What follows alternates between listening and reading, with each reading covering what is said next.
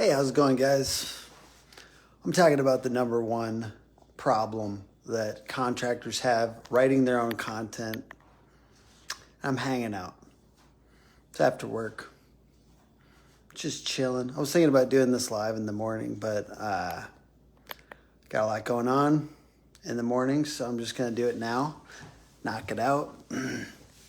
So, the number one problem that contractors have writing their own content that I've seen is they're basically writing it for the wrong person. I did talk about this on Roof It Up, Sands Global's podcast today too, but I thought I'd touch on it here, which is they're writing content that's too technical. One, they're writing content for other roofers. That's similar in vein. And then three, they are writing content for DIYers, people that are doing it themselves. And so that kind of content, let's say you're writing content, and I mean, a lot of roofers just don't believe in content. So I'm not trying to discourage you from making content or discourage you from writing or anything like that. But just a quick reminder that it's super important to do it with your ideal customer in mind, like pretending like you're talking to your ideal customer. And you might notice this, but a lot of homeowners their eyes would glaze over or roll to the back of their heads if you were talking about drip edge, for instance, right? Super technical stuff isn't necessarily the main thing that they're going to care about. So if you're writing for a roofing company, a contractor, home service business, dumbing it down in a way, like it's creating content that's easy to consume and that's simplified and done with the homeowner in mind. And who's your ideal customer homeowner? Because like I said, the other one, I used to go out and film with a contractor and we'd do a lot of DIY stuff. But I'm like, when I think about it later, I'd be like, does your ideal customer like to DIY? Do you know what I mean? So like, that's an important thing. Getting really hyper obsessed with your ideal customer and making sure that you're writing content for them, not for you, not for your competitor, and generally not for the DIYer. Realistically, a lot of people are not going to do this themselves.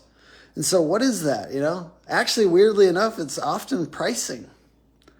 It's pricing. It's small things maybe they could do themselves. I mean, technically, like how to unclog your gutters, right? Like how to, fill in a hole in siding, that type of stuff. Maybe small things, but they're not going to do a giant home project, right? Like, so your ideal customer is often, in my experience, from what I can tell, for a lot of home services businesses, they don't want this super DIY customer. I'm not saying that, we'd shoo them away, but the ideal customer trusts you implicitly and values your expertise, right? So they're not always going to do it themselves. And I had to wrestle with this myself because, what's up, Jonathan? How you doing? Jonathan Brose, Ugly Roof, uglyroof.com. I had to wrestle with this myself because I used to do so much how to do marketing content yourself, how to do, what's up, Michael Stearns? Michael Stearns in here. I used to give the whole strategy, and I still try to do it a lot. Michael Stearns, Ascend Digital. I still try to do it. I still try to give away our whole strategy, everything we do. I make guides. I've made giant guides and video courses, and I try to give them away. Hey, what's up, Esteban Garcia? Says, hey, Mr. Tim and Hook Agency. Still try to give it all away, but most of our customers, I realize our customers don't want every step-by-step guide on how to do SEO themselves. I'm realizing that they want this off their plate. So no matter how much I would try to give it away, they wouldn't take it, Jonathan Bros says, I thought Mike was eating fresh catfish out of Lake Erie. Where are, like, he's in, it looks tropical to me. Mike, are you in a tropical location? Where are you at, bro? So, my real, what I'm getting at here is it's fun to make DIY content. It's fun to do how-to content. But is it Jordan Harrison? God, my first comment on his thing. But he was talking about problem-aware content. He talks about that a lot. But basically, it's like you need to make people aware that they have a problem as well. So that type of content. This is the problem. This is where it comes from. Those types of things. Versus like, I'm going to show you how to fix this in this guide. Michael Stearns says, haters gonna hate. Yes. I am actually, where are you at, Michael? What were you up to? Yeah, I'd love to discuss this topic with y'all if you guys have any other perspectives on this, though. Why do you think? Because basically what I see when roofers and contractors are doing content themselves, it's not that the content is not, it's not good. It's just for the wrong person. And I just say, who is it for is the most important question in marketing. That's why every Tuesday I sit and I write this long written out post. Usually I don't have an image. And I just write this note and I'm like thinking about a customer. Sorry, Tim. Good info is basic things. Absolutely. I think about my ideal customer while I write, because it's very easy to be on social media and be thinking about a competitor.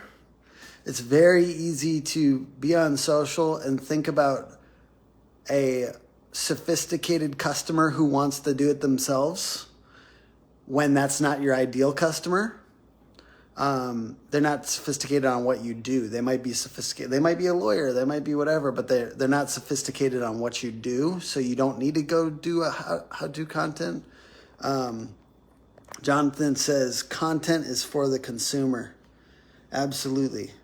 And I used to. So little story. Maybe like 7 years ago, I wrote a blog post. I wrote a blog post every single day for a year. 365 blog posts. And I'll tell you what I learned. After writing 365 blog posts in a year, almost zero of them had any traffic. And so Eric Richardson is saying content is for Google. Jonathan Bros is saying you need to have a good slogan or a hook. Shout out to Eric Richardson, roofing specialists of San Diego. Shout out again to Jonathan Bros of uglyroof.com. Shout out Dean White, King Contractor. So I like that slogan. Repair, replacement, and relax, my slogan. Esteban Garcia gang, baby. It's a good slogan. So after I wrote 365 blog posts and almost zero of them had any traffic, I learned one content for the sake of content is kind of dumb. Because that's too much time to spend on a pastime for fun. It's too much time to spend writing content for your website that doesn't rank on Google. Because I would promote these posts on social media and get like 3 clicks, and one of them was from my mom. You know what I mean? I would get like one from my mom and then 2 from me, maybe from Twitter, from me posting on Twitter and social media, right?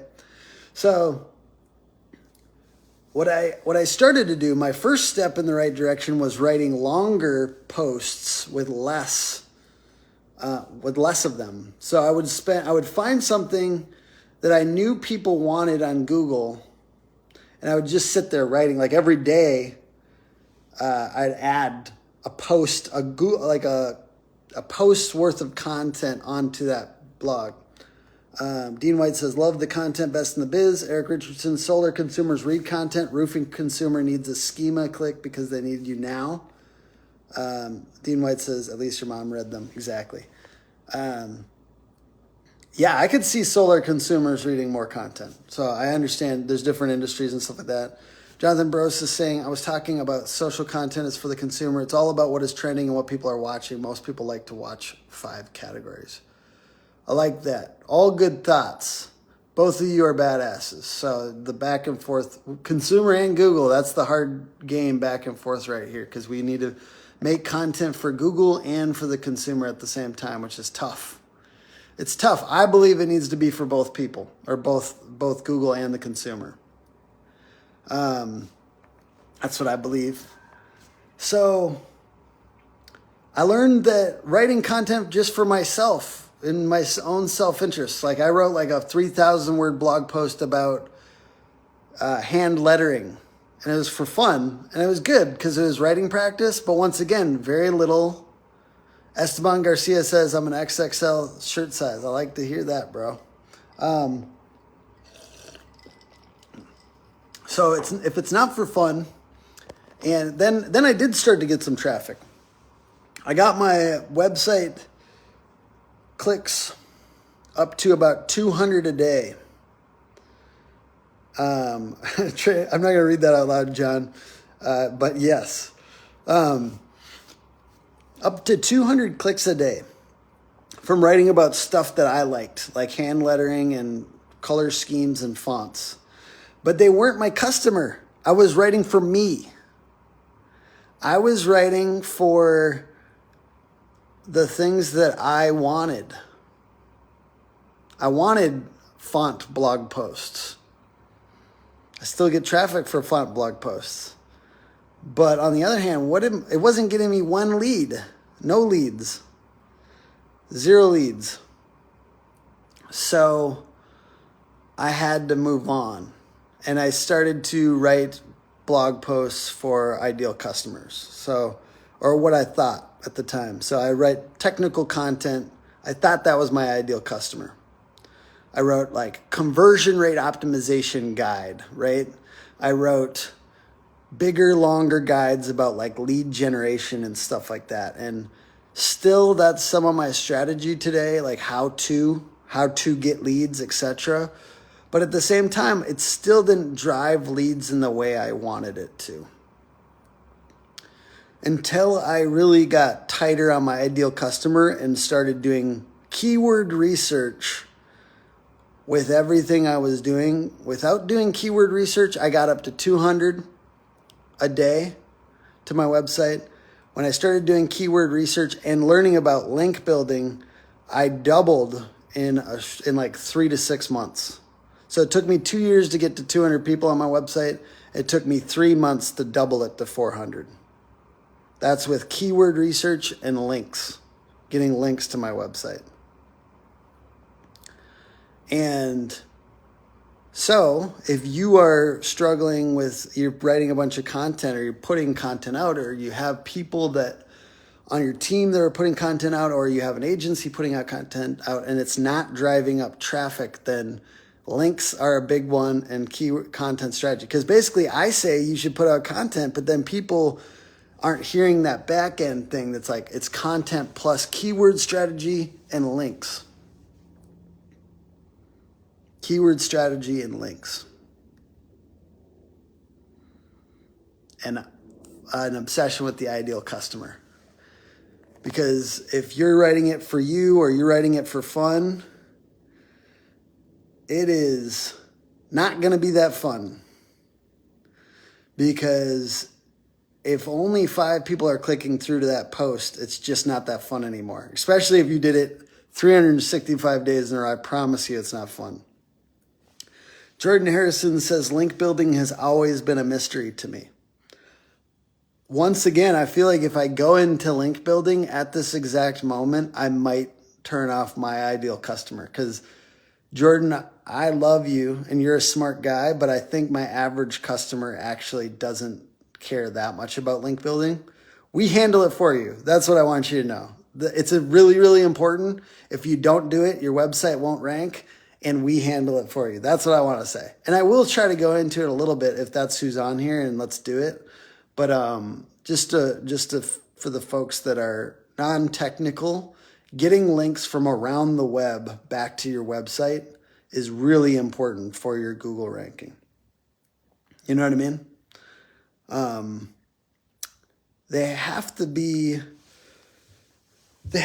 from a website that actually matters. Yes, Ryan, I might be able to, because Ryan might be in an area I can't help right now, but if you're not, yes, I would love to. 1 second, I'm checking, I'm putting milk in the fridge, and I'm gonna keep talking.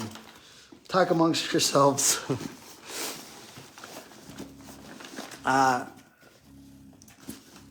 1 second. Oh my goodness. I'm just putting milk in the fridge, guys. 1 second.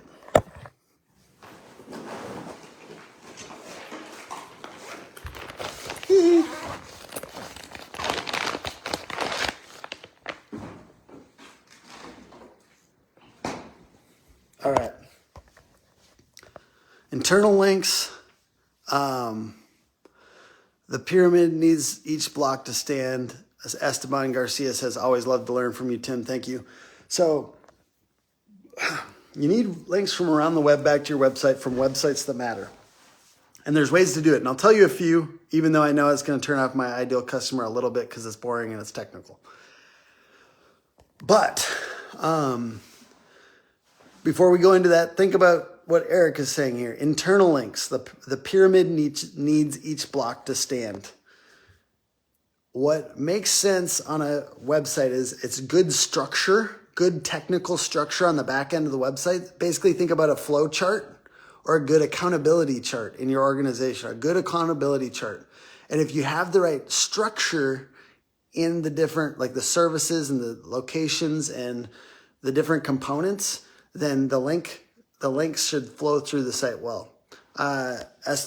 Esteban says, where's the little boss man sleeping? It's actually a girl, so June, but she is boss. She is over in our bedroom. But I'm going to drop, real quick, I'm going to drop 3 ways to get links to your website if you're listening and you care. So one way is local directory listings. Just Google local directory listings, and you don't need to spend that much on these, but you want to get like 100+ local directory listings, and you can actually purchase them in bulk, and you just need to make sure the name, address, and phone number are consistent.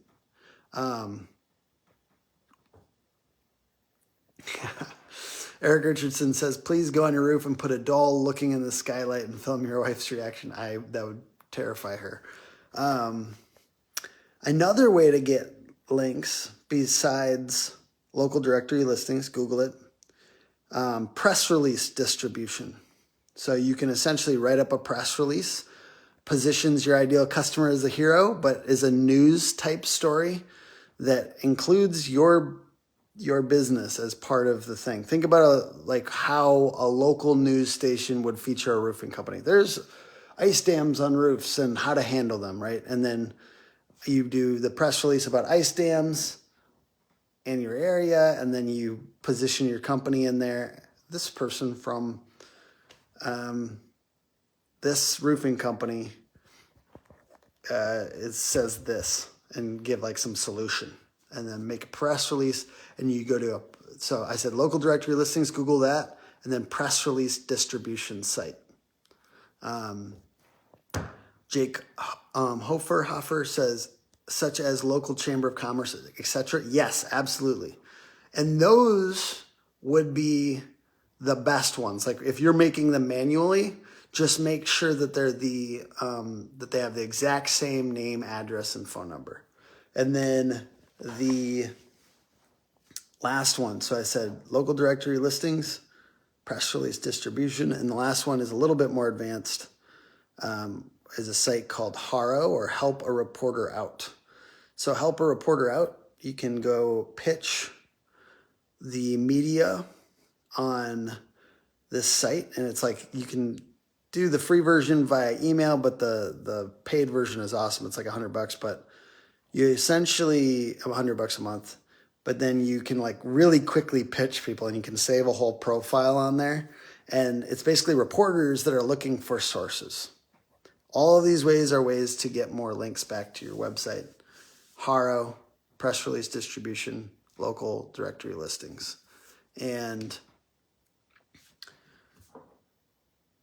I wanted to go into that. So the guy who asked probably already left. Jordan Harrison, did you leave? So that's the link building stuff. But basically the principle is you want to get links back to your website. So in the meantime, let's say you are thinking about hiring Hook at some point. I want to advise you until then to always ask for the link. If somebody has you on their podcast, what do? Ask for the link. If you're on the news for iStams, what do? Ask for the link. If you sponsor a local soccer team, what do? Comment below. Ask for the link. And anytime you're involved in an organization that has a website and potentially could link back to you, ask for the link. Part of a local organization, ask for the link. Ask for the link.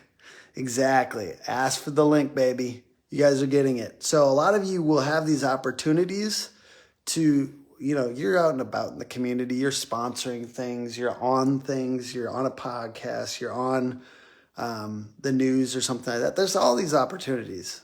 And the more local they are, the better sometimes. So if it's a local business, it might not be the most trafficked website of all time. Ask for the link. But yeah, the number, ask for the link. Ask for the link. So back to the main topic. I'm kind of going to zoom out here. You need content strategy and you need links.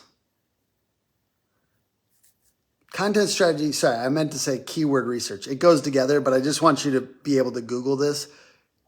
Keyword research to inform the content that you're writing and then get links. Those are the two things. Like otherwise, some of your content would do just fine, even if it's a little bit more technical. See you next week, Eric. Thank you for saying what's up, brother.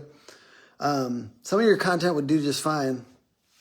Ryan, let's talk. Let's talk, bro. I'm excited to chat. I'm gonna DM you right after this, okay, man?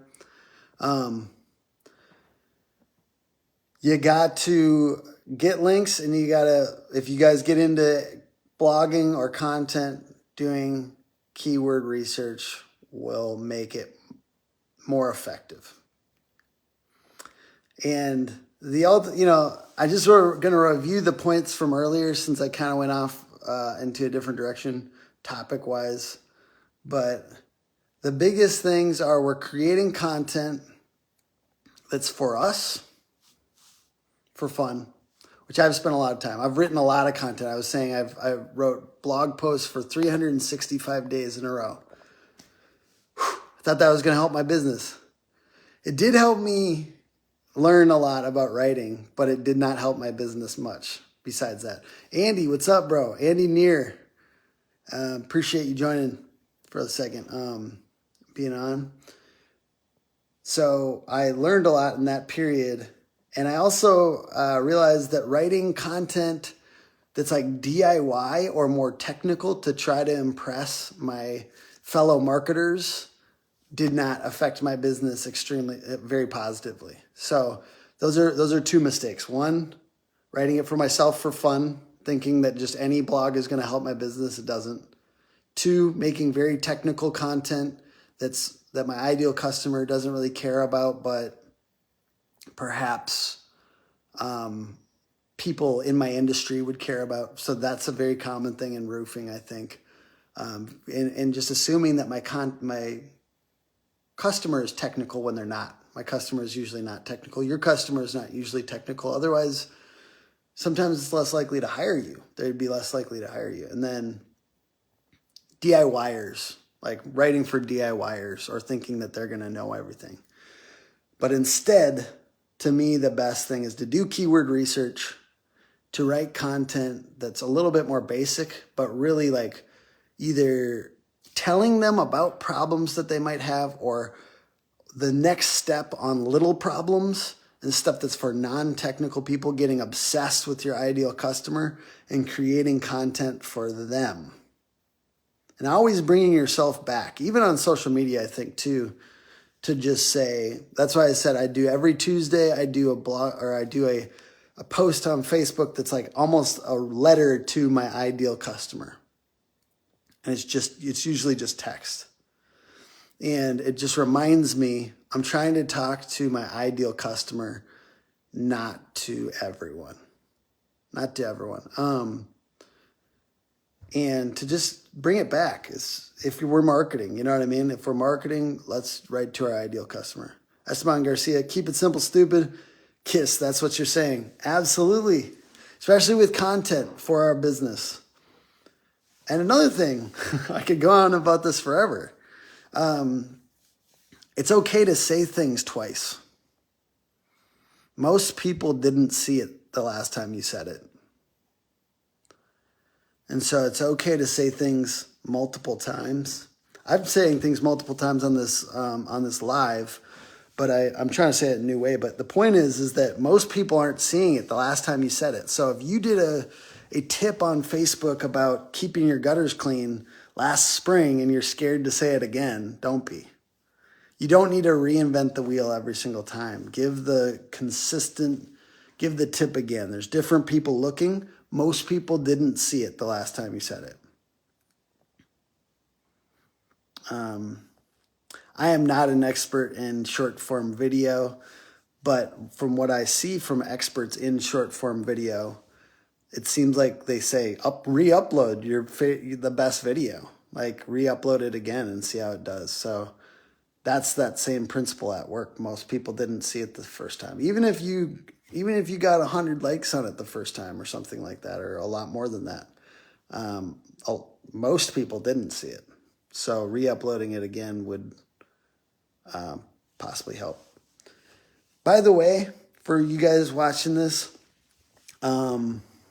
I do want to say tomorrow morning, because Chris Scoville just liked it. And what's up, Chris? Say what's up.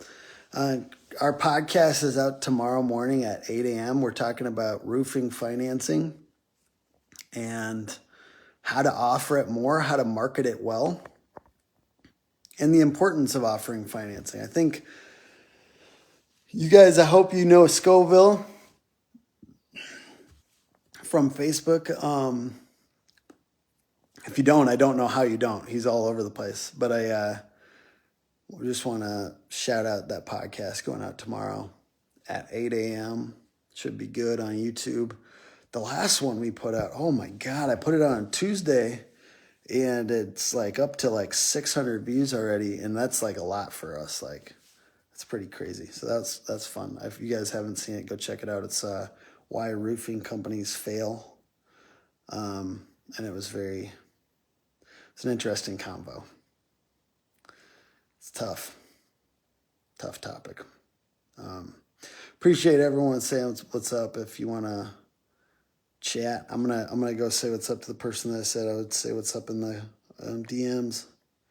Hope you guys are having a good day. I really do.